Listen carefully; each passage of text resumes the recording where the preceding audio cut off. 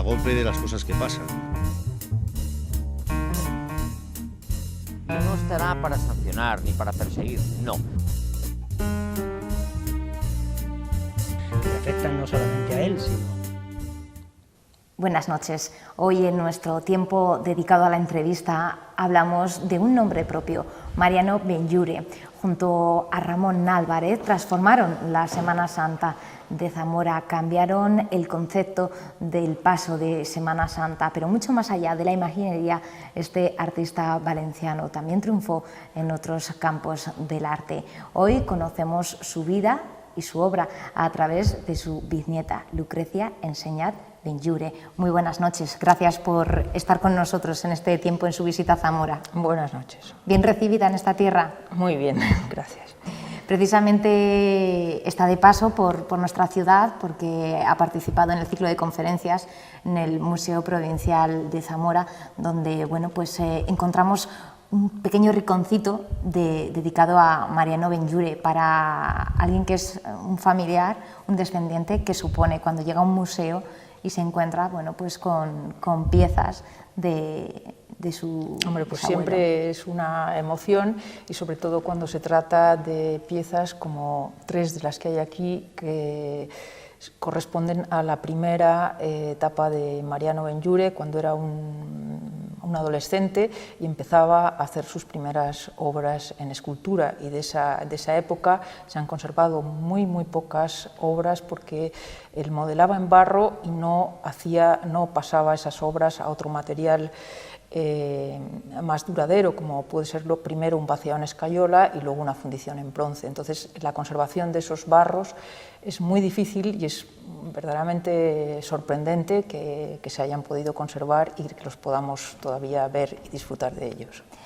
Cuando uno ve esos trabajos se asombra. Por ejemplo, el paso del descendido, que tenemos el boceto en barro aquí en la sala. El paso para muchos supone uno de los pasos más impresionantes, con más detalles de la Semana Santa de Zamora. Y cuando uno busca biografía de Benlliure y se da cuenta de la edad, muy joven empezó a modelar, a dar forma a las obras. ¿El arte se convirtió en un juego para él? Pues yo creo que sí, empezó desde muy niño. Él nació en una familia modesta de Valencia, en un ambiente artístico. Su padre era pintor decorador y sus 3 hermanos mayores se formaban ya como pintores. Él vivió ese ambiente y empezó a dibujar, a pintar y a modelar figuritas en el colegio, en las escuelas pías de Valencia, en la cera que le daban las monjas para que se divirtiera o jugara con ella. Entonces, la primera obra que se conserva es del año 67, o sea, creo que es 67, cuando él tenía apenas 5 o 6 años, y es una figura que sorprende porque es un grupo taurino de la acogida, Frascuelo entrando a matar, que él había visto o había oído hablar de esa escena, de esa faena tan fantástica de Frascuelo, y quiso modelarla en plastilina, y sorprende cómo capta esa escena y cómo modela la figura y capta el movimiento.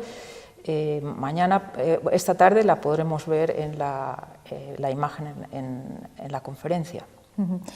Un juego con el que se inicia en el arte, pero en casa se respiraba ese ambiente creativo. Y como ya he comentado, él vive ese ambiente en su casa, vive en un ambiente entre artistas.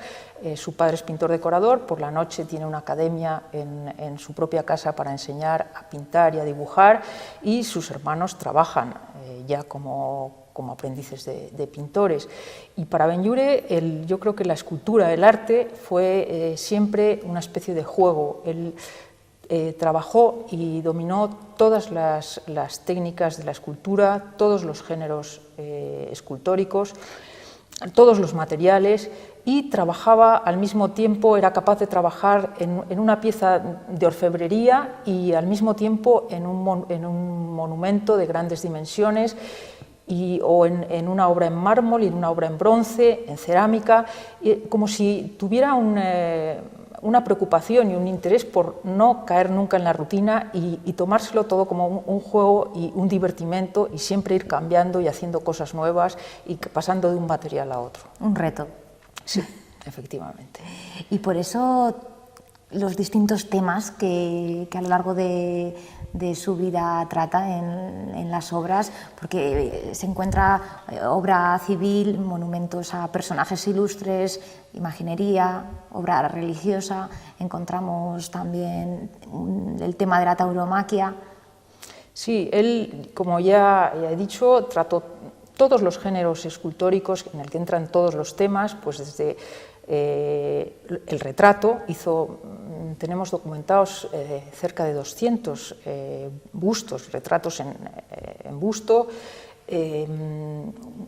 alrededor de 100 monumentos públicos, entre públicos y escultura funeraria, que están repartidos en todo el mundo. La ciudad que más tiene es Madrid, que cuenta con 23 entre monumentos públicos y funerarios, pero llegan desde el Estrecho de Magallanes, desde Punta Arenas hasta Filipinas, y ahí en casi todas las ciudades españolas hay un monumento de Benlliure, en Francia, en fin, en Hispanoamérica, claro, repartidos 100 monumentos. Son muchos. Sí, y bueno, aparte del retrato y los monumentos, pues trabajó en obras, objetos decorativos, proyectos de decoración de edificios, de fachadas, el de su propia casa, su propio estudio, y llegó a hacer desde objetos, desde una hebilla de un cinturón a un gran monumento público, y en cada cosa, aunque fuera una cosa insignificante, se volcaba con el mismo interés, la misma pasión, y lo realizaba desde el primer boceto hasta la obra ya acabada, seguía cada uno de los pasos. Él, cuando viaja con 18 años, decide emprender el viaje a Italia, se va a Roma, allí se instala y alquila un primer local en la Vía Marguta, y uno de los objetivos y la decisión de irse a Italia, a Roma, es porque en España no existían fundiciones artísticas, no se podía fundir obras de arte en bronce. Había fundiciones, pero eran fundiciones industriales, donde se podían fundir rejas, farolas, pero no existía la tradición ni se practicaba la técnica de la fundición a la cera perdida. Entonces, Benlliure, como otros escultores de su época, se marcha a Roma, y nada más llegar allí entra en contacto con la fundición artística más importante que hay en ese momento en Roma, la fundición de Achille Crescenzi, y allí se mete en la fundición y aprende y se empapa en todo el proceso de la fundición a la cera perdida, y aprende a retocar cada uno de los pasos hasta el retoque en seco, en frío, del bronce y la pátina final. Eso hace que los bronces de Benlliure sean muy especiales y tengan siempre su toque, porque no dejaba ninguno de los pasos en manos de nadie, siempre lo controlaba él. Y aunque, por ejemplo, fundiera a partir de un mismo modelo, hiciera dos fundiciones en bronce, siempre son distintas, porque cada vez retoca en los pasos intermedios de una manera distinta y singular.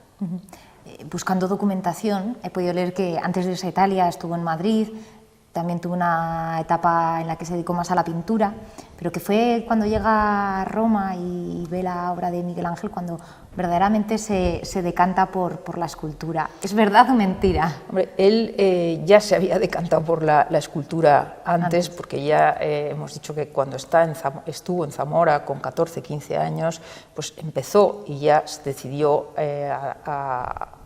a centrarse en la escultura, aunque siguió pintando, y por ejemplo durante su etapa en Roma, pues los materiales de la escultura son muy costosos. Es mucho más costoso económicamente para un escultor adquirir los materiales y trabajar como escultor que para, por ejemplo, un pintor, que es mucho más accesible la pintura, los lienzos y los pinceles.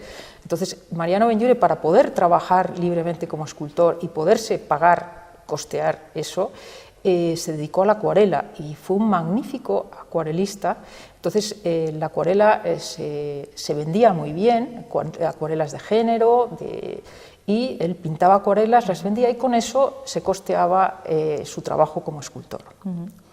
Cuando ya empezó a tener encargos, le pagaban esos encargos, pues ya poco a poco fue dejando la acuarela, aunque la practicó toda su vida. Comentaba, con 15 años está en Zamora, viene pues acompañando a su padre, si no me equivoco. Sí, y bueno, se traslada toda la familia, los padres, los hermanos, y ayudan en el trabajo a su padre como decorador, sobre todo el mayor de ellos, Blas, que fue el que más se dedicó también a la pintura decorativa. Y precisamente esa obra que realiza en Zamora para la Cofradía del Real del Santo Entierro es El Descendido.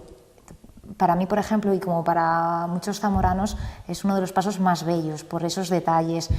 Con 15 años realizar eso era como para a lo mejor algunos artistas ese culmen, ¿no? Ese máximo, ese tope. Para Mariano Benlliure, ¿qué supuso esa obra? Pues hombre, debió suponer una gran emoción porque fue el primer encargo que tuvo como escultor y era un adolescente. Y puso todo su empeño, tomó como modelos, porque él no podía en ese momento costearse modelos, ni sabía dónde buscarlos, a toda la familia. Su hermano Blas es precisamente el que encarna la figura del Cristo yacente, su madre, sus otros hermanos, y ahí siempre se cuenta la anécdota de que vivían entonces en Madrid, en un piso en la calle Atocha, y él modeló ese paso y esculpió en madera ese paso allí en las figuras en ese piso, y no se dio cuenta de que la puerta de salida no tenía las dimensiones para sacar el paso entero. Entonces, como no iba a despiezar la obra, tiraron el tabique para poderlo sacar. Entonces estuvo a punto, eso le costó, aparte del dinero a su familia de reponer el tabique, de que el casero quisiera echarles. Y bueno, no sé si es cierto, siempre lo han contado, y en la tradición familiar pues siempre se ha contado. ¿Se le tiene especial cariño a ese paso, por ejemplo, o a algún otro? Pues yo tengo especial predilección por los dos pasos que hay en Zamora, por ese primer paso que hizo cuando era un adolescente, El Descendido, y por el que haría después, entre 1929 y 1931, Redentor. Bueno, Benlliure le gustaba llamarlo y lo llamaba el Redentor Camino del Gólgota. La redención, aquí, sí. Para la Cofradía de Jesús entonces, Nazareno. para mí esos dos pasos son las únicas tallas procesionales que se puede considerar verdaderamente originales de Benlliure. Benlliure pudo haber dejado otro tercer paso para Zamora, las Tres Marías y San Juan, que aquí en el museo se conserva el primer boceto en escayola, pero desgraciadamente no se llegó a un acuerdo económico y no llegó a hacer la talla. Después en su taller se haría para la Semana Santa de Crevillente. Entonces Benlliure, a partir del año 39, entre el 39 y el año 47, en el que fallece con 85 años, tuvo una demanda muy grande de imágenes, tanto de culto como imágenes procesionales, y su taller se convirtió prácticamente en un taller de imaginería. Él estaba ya muy mayor y él prácticamente lo que hacía era, aunque seguía y supervisaba todos los trabajos, era modelar los bocetos en barro. A partir de esos bocetos en barro que modelaba él, sus ayudantes lo pasaban a un tamaño mayor, al tamaño definitivo, y había un colaborador, que era un especialista en la talla de la madera, que se llamaba García Talens, que era el que ejecutaba las tallas. Benlliure supervisaba y se hacía en su taller, pero la ejecución directa de todo eso no puede, y aunque estén las obras firmadas por Benlliure, no se pueden considerar totalmente suyas, hay que considerarlas como obras de taller.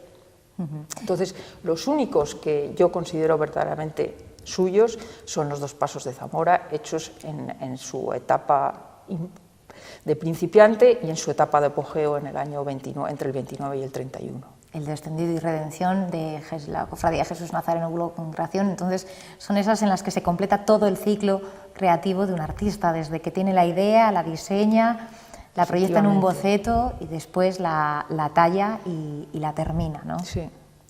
Benlliure es de los pocos artistas, bueno, hay más casos, pero que bueno, tuvo mucho trabajo en vida, fue reconocido, tuvo premios. Eso muchas veces, sobre todo en artistas de finales del siglo XIX, principios del XX, a veces no ocurre, el reconocimiento llega a posteriori. Él, sí, efectivamente, recibió un primer premio en una exposición nacional de Bellas Artes cuando tenía 22 años, en el año 1884, con una figura que representa un tema anecdótico, un monaguillo, que se quema con el incensario y lo deja caer al suelo. Esa figura la realizó y la fundió en Roma y la envió a la exposición. A partir de ese premio en esa exposición nacional de Bellas Artes empezaron a llegarle los encargos de la aristocracia y de la sociedad madrileña, incluso encargos públicos, sobre todo para su ciudad natal, para Valencia y para Madrid. Fue continuamente recibiendo premios. En el 87 fue por el monumento al pintor Rivera para Valencia, en el 85 por el monumento a Trueba para Bilbao, que recibió la medalla de honor en escultura, la medalla de honor de la exposición, que era la primera vez que se entregaba a un escultor, siempre la habían acaparado los pintores.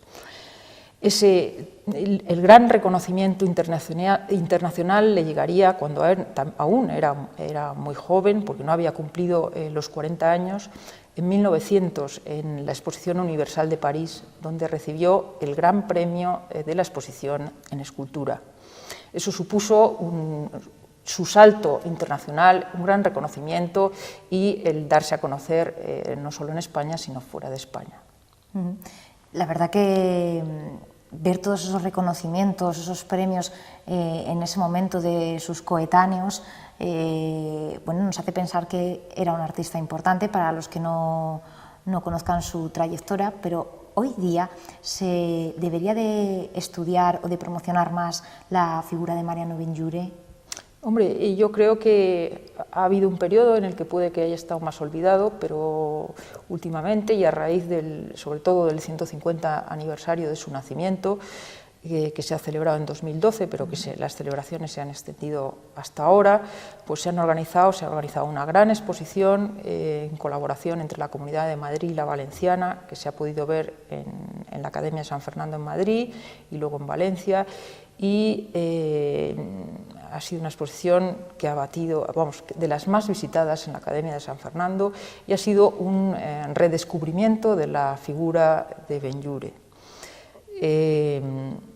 Yo creo que, bueno, que hoy en día es un escultor reconocido, ¿no? Y al que se le admira.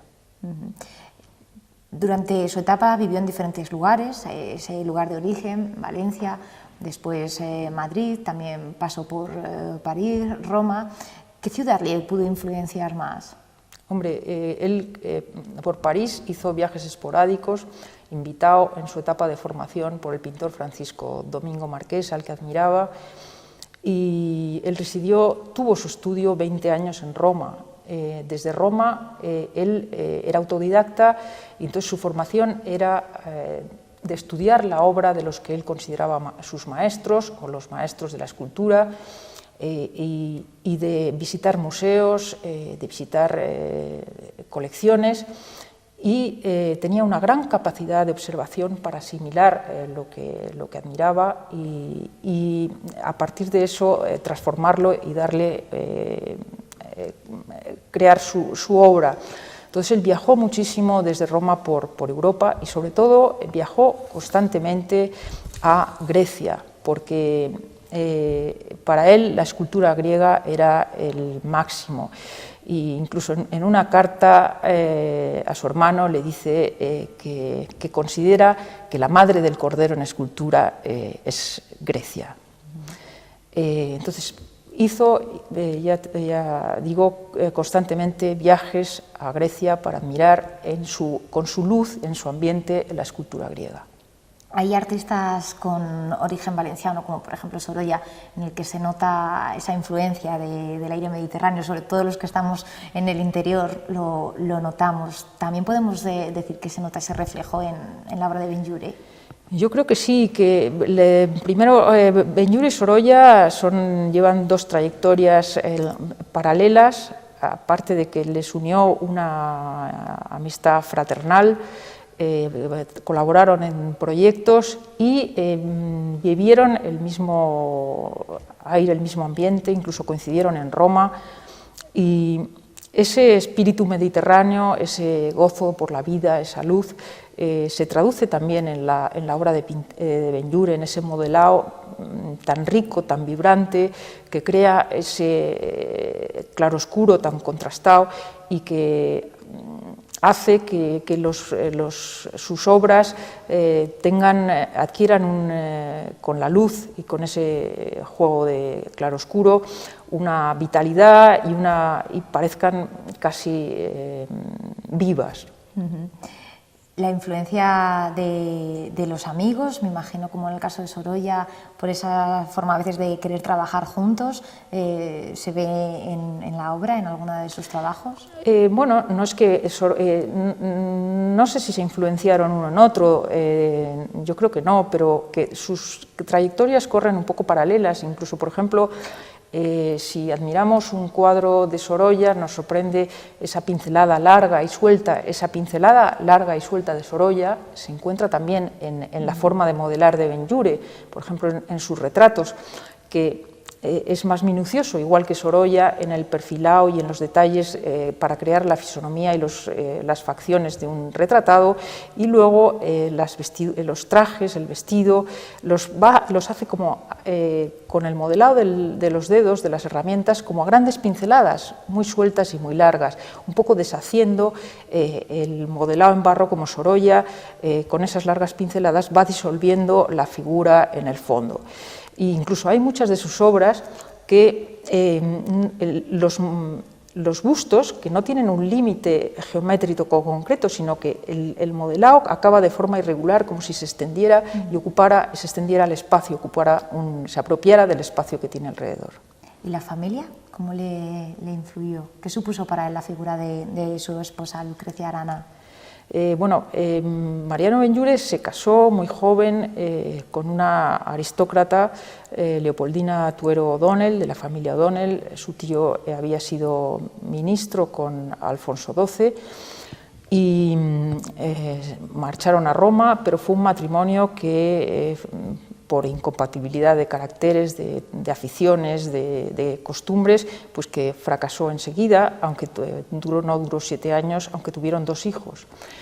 Y después de separarse de Leopoldina Tuero, fue cuando conoció a Lucrecia Arana, que era en ese momento la primera tiple madrileña, la cantante, la primera tiple del Teatro de la Zarzuela, para el que los compositores del momento, como por ejemplo el maestro Caballero, escribían pensando en ella, en su timbre de voz, que tenía un timbre muy amplio, sus zarzuelas.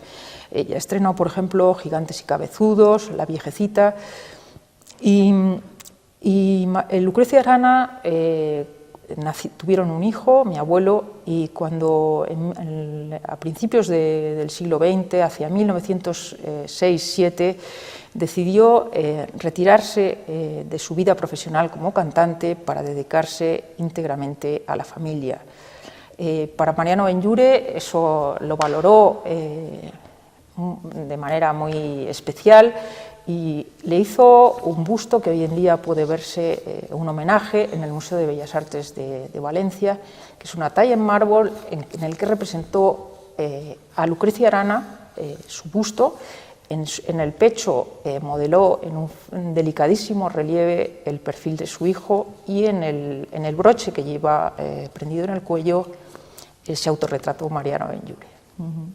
¿En la familia hay algún cuadro, objeto como nos decías, porque llegó a hacer hasta partes de decoración de la vivienda. ¿Hay alguna escultura en la que se tenga a lo mejor un especial cariño? ¿Podría ser ese busto? Bueno, ese busto lo donó precisamente Mariano Benlliure con un conjunto importante de obras al Museo de Bellas Artes de Valencia, aunque en la familia se conserva otro busto de Lucrecia Arana y otros objetos hechos, o pinturas o dibujos hechos por Mariano Benlliure de la familia. Lucrecia Arana, como comentaba, se retiró para dedicarse a la familia y el tiempo, desgraciadamente, murió joven, murió con 50 y tantos años, en el año 27, de un derrame cerebral.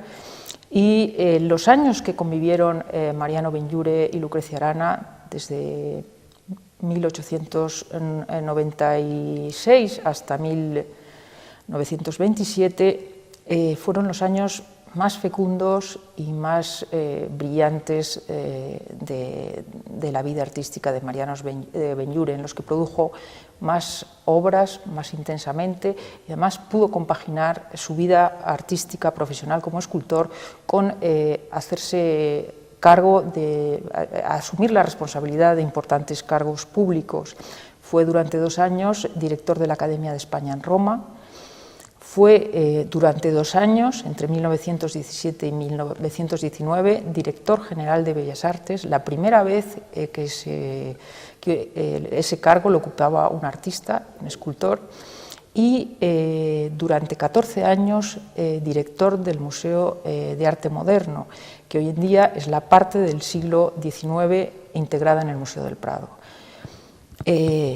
Eso da una idea de esa capacidad de trabajo y de esa capacidad de compaginar en cargos públicos con su actividad siempre constante de escultor, ¿no?